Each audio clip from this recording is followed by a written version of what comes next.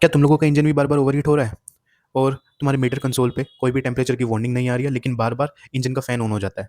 Coolant भी change करके देख लिया, लेकिन फिर भी ओवरहीटिंग का इशू नहीं जा रहा है। इसका मेन रीजन हो सकता है कि तुम्हारा कूलेंट सिस्टम प्रॉपर्ली ब्लीड नहीं हुआ है। तो कूलेंट सिस्टम के ब्लीडिंग का मतलब क्या होता है? कूलेंट सिस्टम का ब्लीडिंग होने से मतलब है कूलेंट सिस्टम के अंदर या रेडिएटर के अंदर जब तुम लोग कूलेंट टॉप अप करते हो, तो उसके बाद में जो उसमें एयर ट्रैप हो जाती है, उसको एयर को निकालने के प्रोसेस को हम लोग ब्लीडिंग बोलते हैं। तो अगर तुम्हारा coolant system your radiator coolant top up के टाइम पे ठीक से ब्लीड नहीं हुआ है, इट मीन्स उसमें से ठीक से एयर नहीं निकली है, तो मे बी इंजन ओवरहीट हो सकता है। तो कूलेंट टॉपअप करने का सही तरीका क्या है?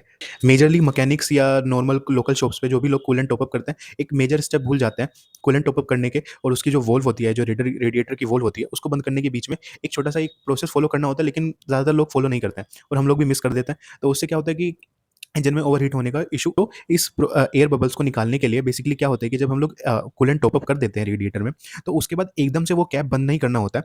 सिंपल एक बार इंजन ऑन करके हल्का सा रेव देना होता है। उसके बाद में हमें चेक करना है कि जब वो एयर बबल्स चले जाएँ, उसके बाद में हमें वो कैप उसमें लगा देनी है। इट मीन्स रेडिएटर जब हम लोग श्योर हो जाते हैं कि हाँ, अब कोई एयर बबल्स हमें ऊपर नहीं दिखाई दे रहे हैं, तो हम लोग तब उसका वाल्व बंद कर सकते हैं।